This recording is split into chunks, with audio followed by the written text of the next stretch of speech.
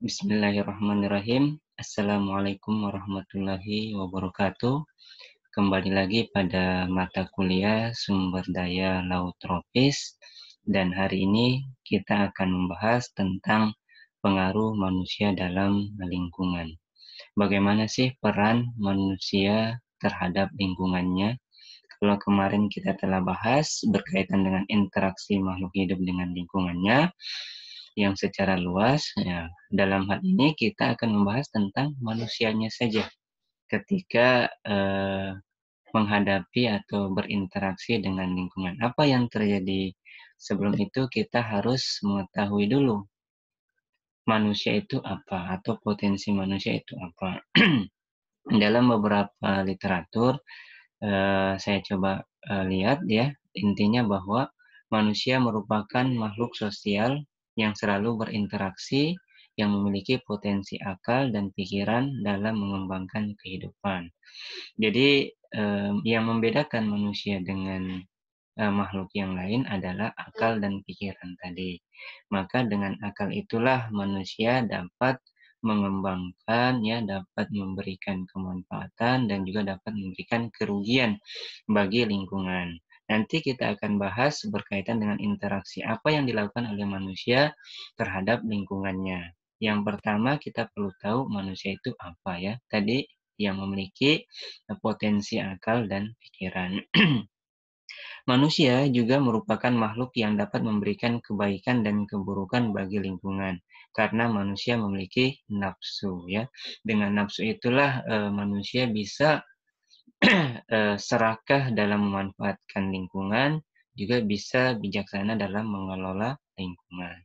Dengan nafsu itu yang kemudian nanti bisa di dikendalikan oleh akal dan pikiran, sehingga aplikasi yang diinginkan manusia itu bisa memberikan kebaikan bagi kehidupan di dunia ini.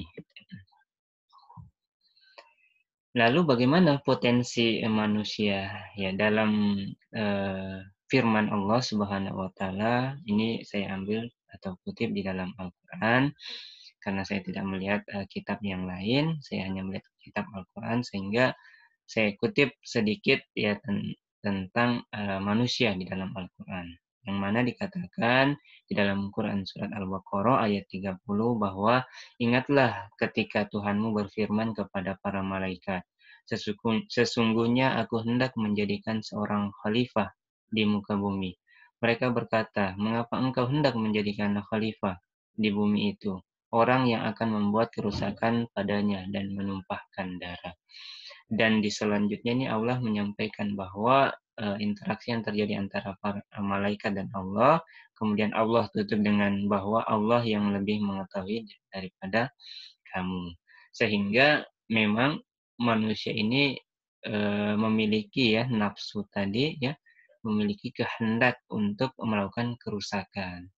Tapi dengan adanya akal dan pikiran itulah manusia bisa mengendalikan yang awalnya bisa membuat kerusakan tetapi bisa memberikan kemanfaatan. Maksudnya di sini manusia menjadi pemimpin atau khalifah ya.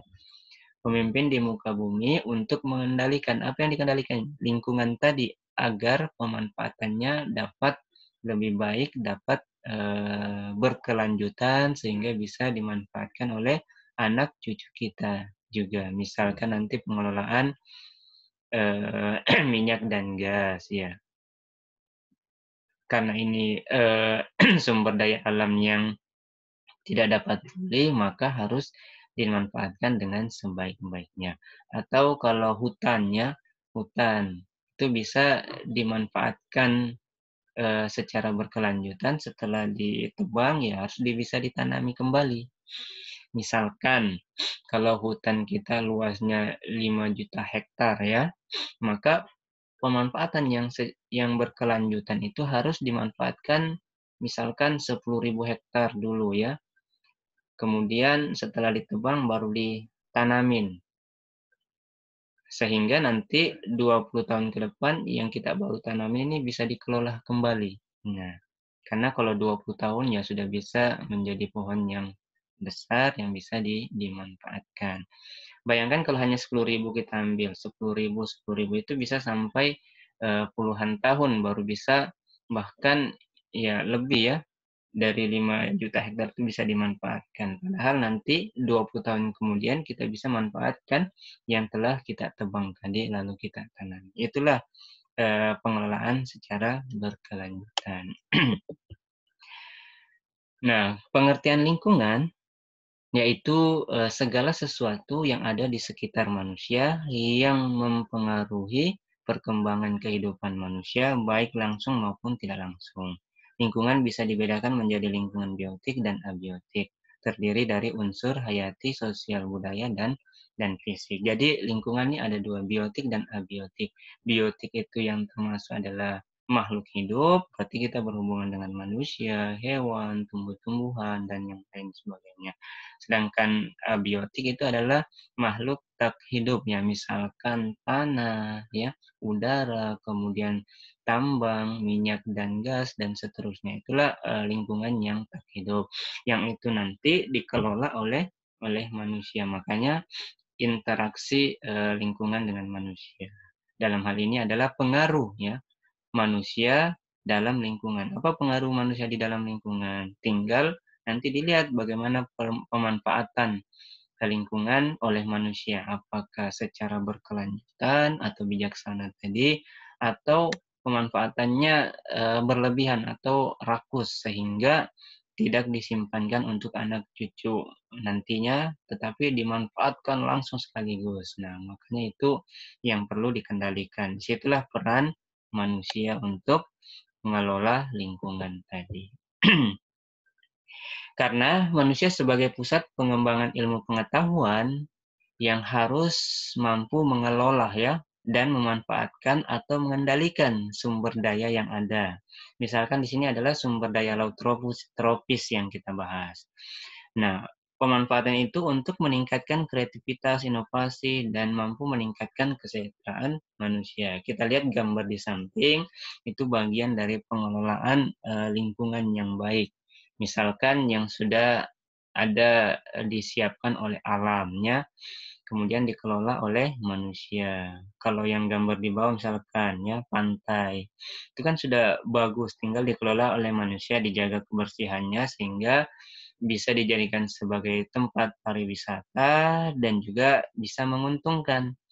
Negara mendapatkan devisa, masyarakat sekitar juga mendapatkan, kesejahteraan dengan berjualan, kemudian jualannya dibeli oleh para wisatawan.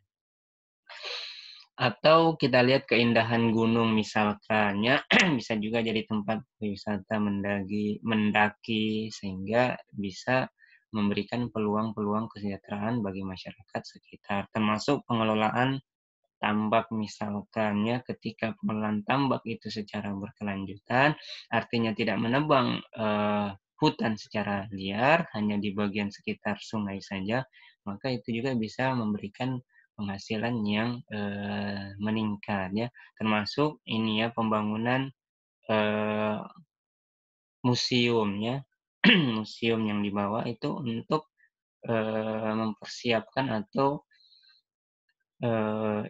ilmu-ilmu ya, atau penemuan-penemuan yang bisa disimpan sehingga menjadi pembelajaran bagi manusia.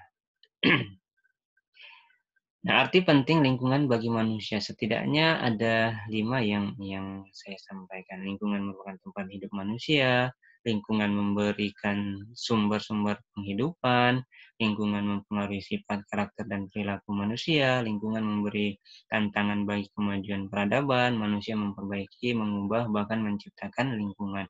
Nah, 5 hal inilah, penting, lingkungan bagi manusia. Pertama, lingkungan merupakan tempat hidup manusia, ya.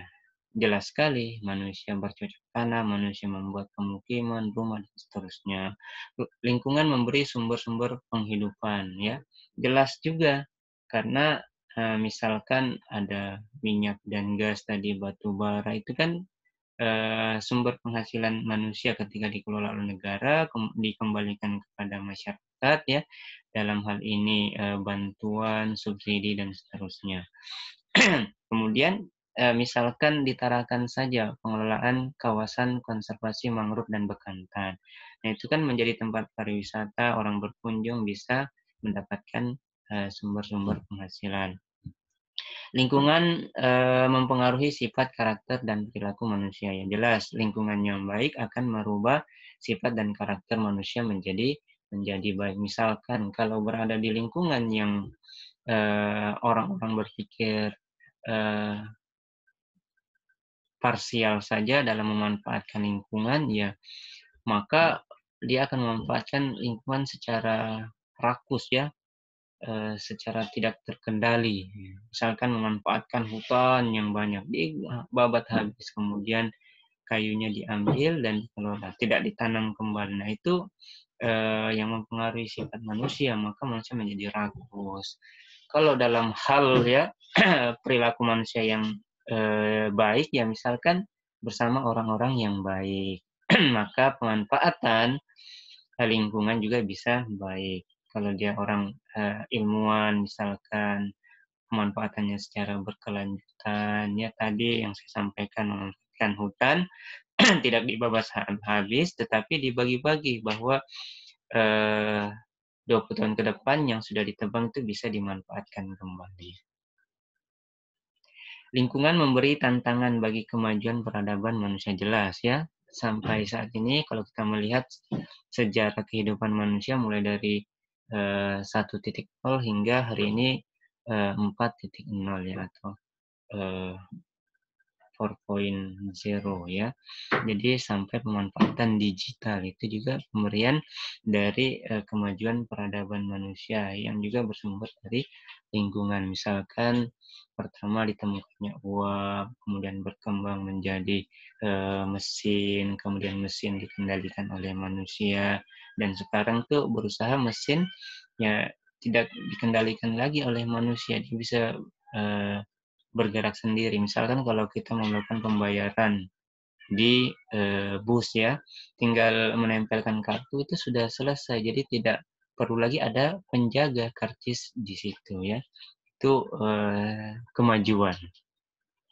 Kemudian manusia memperbaiki atau mengubah, bahkan menciptakan lingkungan untuk kebutuhan dan kebahagiaan hidup. Nah, jadi mengubah lingkungan, bisa tadi yang lingkungannya, eee, harusnya asri ya, kemudian hutannya dibabat habis, kemudian dibangun pemukiman atau perkebunan itu kan menjadi gersang. Jadi manusia yang mampu mengubah lingkungan apakah ke arah yang lebih baik atau ke arah yang kurang baik. Makanya pengaruh manusia terhadap lingkungan itu menjadi penting.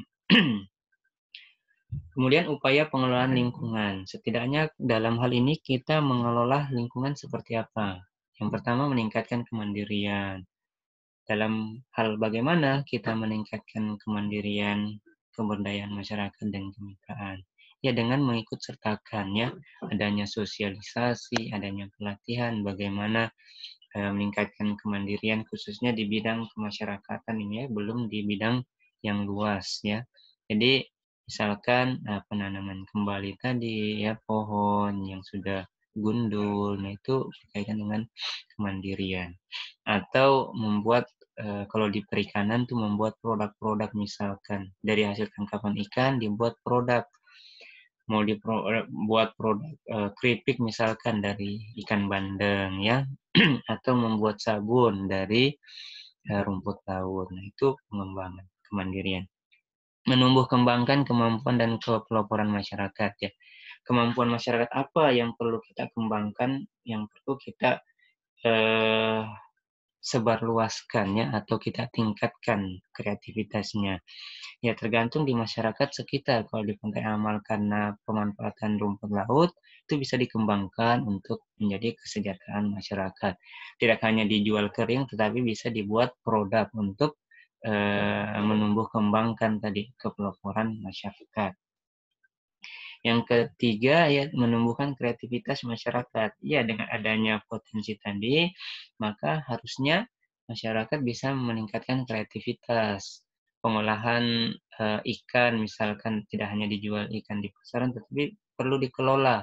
Mau dijadi apa, amplang misalkan, mau dijadikan, kerupuk ya, dan lain sebagainya itu bisa dikelola atau bahkan limbah ya, buangan. Nah, misalkan tulang ikan ya, misalkan ikan bandeng ini sudah dikuliti ya, dikeluarkan tulangnya jadi eh, ikan bandeng tanpa duri. Nah, durinya bisa juga dimanfaatkan ya sebagai kolagen ya, nanti kolagen itu bisa dimanfaatkan menjadi bahan namanya crackers. Jadi salah satu dosen perikanan itu memanfaatkan tadi tulang ikan untuk menjadi makanan ya, produk crackers untuk dijual. Ya, makanan kering ya, makanan ringan. Yang keempat, memberikan saran dan pendapat agar terciptanya kedamaian. Jadi sarannya misalkan pemanfaatan jangan berlebihan ya, harus ramah lingkungan ya, tidak rakus, dan pengolahannya harus berkelanjutan. Nah, hasil-hasil tersebut kemudian kita sampaikan melalui informasi ya, karena mendapat pengetahuan tadi bagaimana cara memanfaatkan lingkungan, dan itu kita sebarkan ya melalui publikasi, melalui video, melalui jurnal dan sebagainya. Nah, sehingga tujuan dari pengelolaan ya lingkungan oleh manusia itu bisa mencapai kelestarian ya, hubungan manusia dengan lingkungannya. Jadi lestari, tidak rakus tadi pengelolaannya, tapi bisa berkelanjutan. Mewujudkan manusia sebagai pembina lingkungan. Jadi manusia menjadi penjaga lingkungan ya, makanya ada LSM ya, untuk LSM yang getol terhadap lingkungannya, menjaga lingkungan. Termasuk pemanfaatan plastik itu harus bisa dikurangi, seperti itu. Melaksanakan pembangunan berwawasan lingkungan. Ya. Jadi kita bangun sebuah museum, tetapi tidak mengindahkan atau tidak menebang tanaman atau pohon-pohon di sekitarnya. Malah kelihatan asri, atau kita melakukan penanaman kembali, reboisasi. Atau seperti pariwisata konservasi mangrove dan berkantan. Jadi tempat wisata tetapi mangrove-nya tidak ditebang seperti itu. Kemudian yang terakhir, mencegah dan menghindari pemanfaatan lingkungan yang menyebabkan kerusakan lingkungan tadi ya. Jangan sampai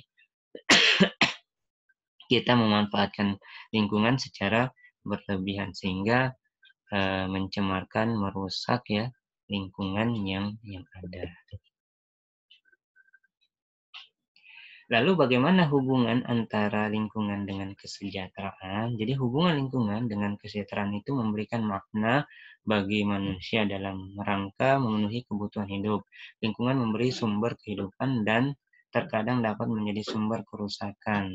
Mengapa? Ya tergantung dari manusianya tadi dalam mengelola. Apakah dia mengelola dengan bijaksana sehingga bisa dirasakan anak cucu kita, atau dimanfaatkan secara liar ya, secara terus-menerus tanpa mengindahkan lingkungan sehingga habis untuk sekali pemanfaatan. Itu ya, itu tergantung manusia. Sehingga bagaimana hubungan kesejahteraannya ya, harus dilaksanakan dengan secara bijaksana agar pemanfaatannya bisa berkelanjutan. Misalkan ya, keindahan bawah laut ya, adanya terumbu karang, ikan-ikan ekonomis. Nah, harus dimanfaatkan secara berkelanjutan, tidak ditangkap sekaligus atau alat tangkapnya menggunakan bom hingga merusak lingkungan. Nah, itu kan salah. Atau penebangan hutan, membangun tambak atau pemukiman. Nah, harusnya dilihat ketika mau membangun tambak ya harusnya bagian siringnya saja mungkin yang digali sehingga pohon-pohon atau hutannya masih tetap berada di dalam tambak tersebut. Dan seterusnya, termasuk pengelolaan pemukiman di perkotaan. Jangan sampai menebang hutan saja untuk membangun gedung-gedung yang tinggi sehingga serapan air kurang, maka ketika datang hujan ya menjadi banjir dan seterusnya. Nah, dari pemanfaatan itulah ada dampak positif dan negatifnya. Sehingga ketika mengetahui dampak positif dan negatif, pengelolaan yang dilakukan oleh manusia bisa mengendalikannya atau bisa berkelanjutan sehingga bencana ya kemudian kerusakan bisa diminimalisir atau dikendalikan. Misalkan dampak positifnya ya meningkatkan kesejahteraan ketika pemanfaatannya secara berkelanjutan. Kemudian kalau pemetaan berkelanjutan ya maka lingkungan tetap, baik, jadi bisa dinikmati oleh anak cucu kita. Kemudian ada peningkatan secara industri ya, adanya industri-industri juga harus mengelola lingkungan secara baik. Limbah buangannya dikelola, kemudian ketika industri, misalkan pemanfaatan kayunya harus bisa berkelanjutan, setelah dimanfaatkan ditanam kembali, dan seterusnya. Nah, ketika pemanfaatannya tidak berkelanjutan, tidak ramah lingkungan, maka itu yang berdampak negatif bagi kehidupan. Misalkan ada banjir. Nah, kalau banjir itu kan karena ditebang habis hutannya, tidak ada penanaman kembali, atau sudah ditebang kemudian dibangun pemukiman sehingga daya serap air pada tanah itu berkurang. Nah, ketika hujan ya terjadilah banjir atau pencemaran industri tadi ketika buangan limbah dari industri tidak dikelola lagi sehingga ketika langsung dibuang akan mencemari lingkungan perairan. Kalau mencemari ikan-ikannya akan mati dan penghasilan para nelayan bisa bisa berkurang bahkan tidak ada ya. Kemudian ada reklamasi pantai. Sama juga reklamasi pantai perluasan wilayah tetapi tidak mengindahkan lingkungan, maka ekosistem-ekosistem pesisir yang lain akan hilang sehingga ya dampaknya sekali lagi penghasilan para masyarakat pesisir akan berkurang. Inilah beberapa hal yang dapat saya sampaikan berkaitan dengan pengaruh manusia terhadap lingkungannya, bagaimana manusia mengelola lingkungan karena manusia yang sebagai pusat pengembangnya, maka manusia harus mengelolanya secara baik karena memiliki potensi tadi akal dan pikiran untuk berpikir bagaimana cara mengelola lingkungan yang baik sehingga dampak-dampak negatif tadi bisa diminimalisir atau dihilangkan. Demikian untuk materi hari ini. Saya ucapkan terima kasih. Wassalamualaikum warahmatullahi wabarakatuh.